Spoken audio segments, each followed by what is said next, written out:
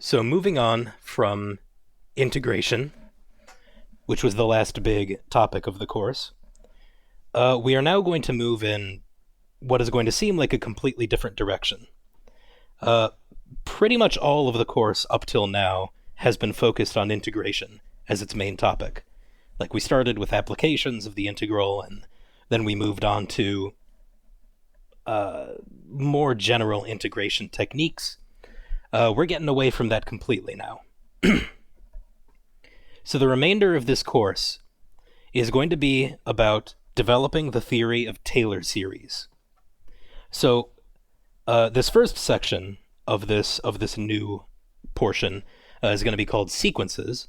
But before I get into that, I want to explain a little bit about where the rest of the course is heading. So I'm going to explain a little bit about what exactly Taylor series are, so that you can keep that in the back of your mind as being the motivation for what we're going to do today and what we're going to do in like the next 10 sections, pretty much. So, in my opinion, I have had some experience in mathematics now. I mean, I've been in college in one form or another for over 10 years. I have some experience in mathematics. I have some experience in bioengineering, which is my field of research right now. And I did my undergraduate study in atmospheric science, meteorology. So I have some experience in science as well, in physics. Out of all of the topics that I learned in Calculus 2, because when I took it, it was exactly the same curriculum that you're learning right now, more or less. The most important concept, by a mile, was the concept of Taylor series. Integration techniques, I gotta be honest, they really don't come up all that often. Whenever you need to do an integral, you either look it up in a table or have a computer do it. Like, for real. Integration by parts is super useful. That is a useful technique. But all the other stuff we did, not all that much. Using integrals to generate volumes, arc lengths, stuff like that, really, that never comes up again.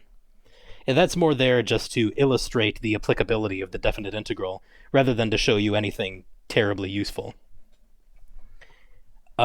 Everything that we are going to do leading up to Taylor series, and especially Taylor series themselves, is going to be extremely important.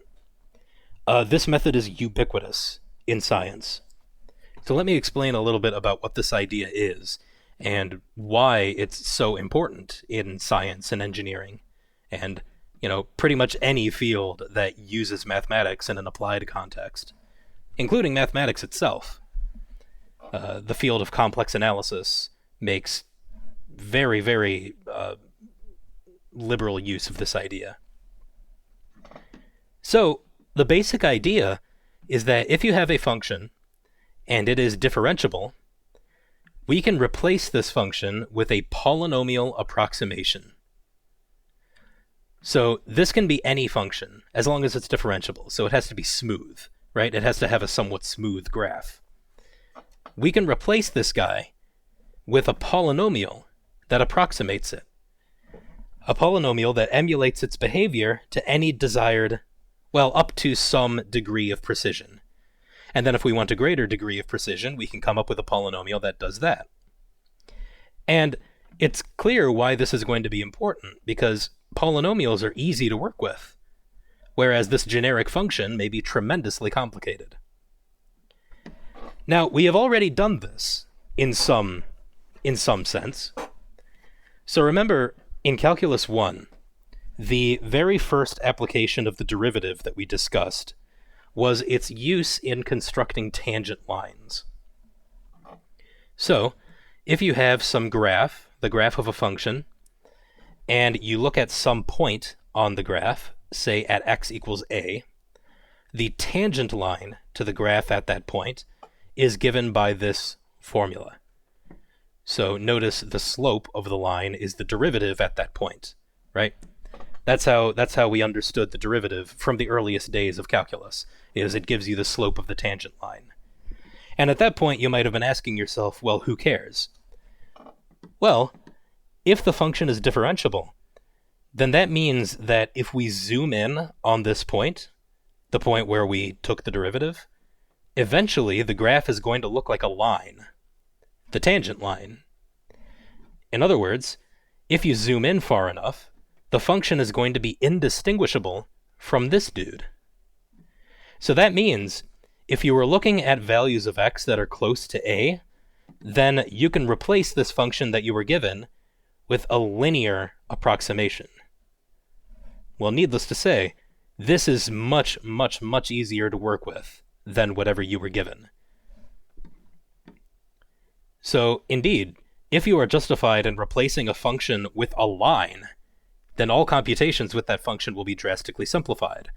The drawback, of course, being that the function is not a line, so the farther away you get from it, the worse this approximation is going to be, until it becomes just completely nonsensical. But this is the idea, that we can approximate a function with a simpler function within some neighborhood of a reference point. Well, if we can use a linear function to approximate the dude that we were given, it stands to reason that there should be some way of approximating it with a quadratic as well. A linear function has degree 1, a quadratic function has degree 2. And indeed, this is exactly what we can do. So we will go through the derivation of these formulas much later, but for now, just trust me that this is the formula that you get. So this function is approximated by this quadratic, provided x is close enough to a. So it's the same problem as before, where as x gets away from this reference point, this approximation is going to degrade in quality. So whereas the tangent line required the first derivative, the tangent quadratic, so to speak, requires the second derivative. And we can keep going. Next, we would get a degree 3 approximation. So the next step would be approximating our function f with a cubic. And as it happens, the formula ends up being this. So it requires using the third derivative at this point. So these are called the first, second, and third Taylor polynomials of the function f centered at x equals a. And provided the derivatives exist, we can keep on going, getting approximations of greater and greater fidelity. So, in the limit, as the degree of the approximation approaches infinity, we get what is called the Taylor series. So this here is a polynomial of infinite degree. So it keeps on going forever. So you might be asking, well, what the heck does that even mean, to have a polynomial that goes on forever? And that's part of what we are going to address in the next few sections. We're going to address all of the mathematics that goes into making this statement make sense. So you might have noticed that there is a pattern here. There's always an x minus a to some power, where that power is increasing. There is always a derivative, where the derivative is increasing. And then we have this denominator here. So the pattern is 1, 1, 2, 6, and as it happens, that pattern is the factorial. So that's this formula. It's just a generalization of the pattern that we are observing up to here. Okay, so don't worry about this just yet, but this is what we are building towards, is the ability to replace a function with a polynomial. And this formula for the Taylor series gives us a recipe for all of the terms in that polynomial. And then, depending on how much precision we want, we could choose to take 2 terms from here, in which case we would get this. We could take 3 terms, in which case we would get this. Or if we need even higher precision, we could take 4, 5, 6, however many terms. But we are replacing the function given with a polynomial. And that allows us to do all sorts of math that would otherwise be really, really complicated. And this idea of taking a function and replacing it with its Taylor series, or more precisely, replacing it with a Taylor polynomial, is ubiquitous in science.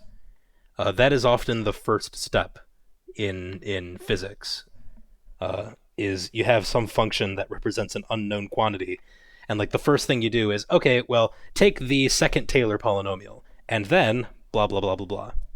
Like when you take physics at an advanced level, you will notice that we do this all the time. Like it's the first step in our toolbox, more often than not. So, our goal is to eventually justify the replacement of functions with their Taylor series. As a first step on that road, we are going to look at sequences. So, a sequence is a function whose domain is a countably infinite set. A countably infinite set is just any infinite set whose elements can be arranged into a list. So, in practice, the domains that we're going to be looking at are either the natural numbers, so the natural numbers start at 1 and go on from there, or the whole numbers, which start at 0 and go on from there. Notice these are countably infinite because even though they are infinite, I have arranged their elements in a list. Now let f be a sequence whose domain is the natural numbers. So that means that the function f is only defined for 1, 2, 3, and so on. F at, say, 1/2 is undefined. Well, when we're talking about sequences, we use a subscript notation to denote the output of a function. So f of 1 is denoted with a lowercase letter, typically either A or B or C, letters from the low end of the alphabet. And then in the subscript, you put in the input. So f of 1 is written as a sub 1, f of 2 is written as a sub 2, and so on. So the generic term of the sequence is written as a sub n. So with this notation, we write the function as an ordered list of terms. So this is why we call it a sequence, right? Because this matches with the English word sequence. Because, the word sequence in English just refers to a list of objects. Well, at least that's one way of interpreting it. Notice that I have included the starting point here. So n goes from 1 to infinity. So that means that the domain of this function is the natural numbers. So 1, 2, 3, infinity. If the domain is irrelevant for the discussion, then we might just write this, with the understanding that this is a sequence, but that the starting point doesn't necessarily matter. So similarly, if the domain of the sequence is the whole numbers, then we would write something like this. So the starting point is 0, and so on. So a sub 0, a1, a2, and so on. Okay. So write the first 4 terms of the sequences below. So here we have a sequence that starts at n equals 1, and the general term is given by a formula. Right? This is unsurprising because after all, a sequence is just a function where the input is restricted to be from, in this case, the natural numbers. So if we are going to list out the terms, then the convention states that we should put curly brackets around it. Oops. Let me use the curly brackets that actually expand. All right, so we're starting at 1, so let's just plug in 1 here. Next would be 2. Next would be 3. Next would be 4. And that's all the question is asking us for, so that's that. And then, of course, we can just simplify these.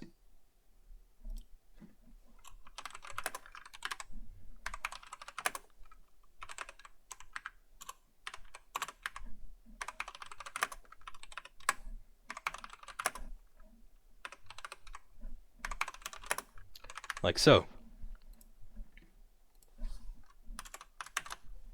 Okay, so for this one, once again, the starting point is 1, and the general terms of the sequence are given by this formula. So let's start at 1,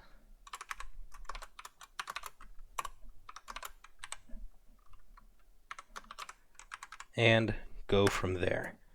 So let's do this.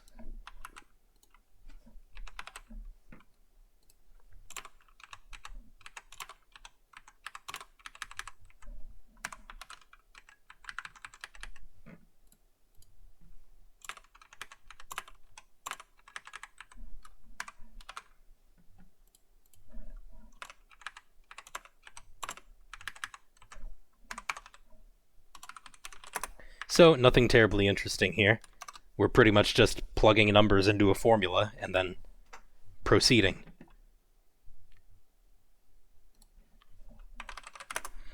However, I do want you to pay attention to this term here, this negative 1 to the power n. This is a template that is going to come up pretty often, and it's important now to recognize the pattern that this dude corresponds to.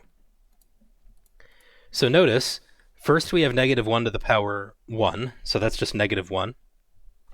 So that's just negative. 1 plus 1 is 2, 3 to the 1 is 3. Next we have negative 1 squared, which is positive. And then 3 squared is 9. Next we have negative 1 cubed, which is negative again. 3 cubed is 27. Then we have negative 1 to the 4th, which is positive again. And 3 to the power 4 is 81.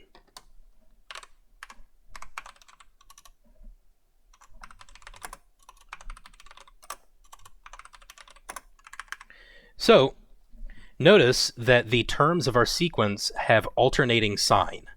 Negative, positive, and so on forever. So that's what this term, the negative 1 to the power n, is going to do. Negative 1 to the power n, I like to call it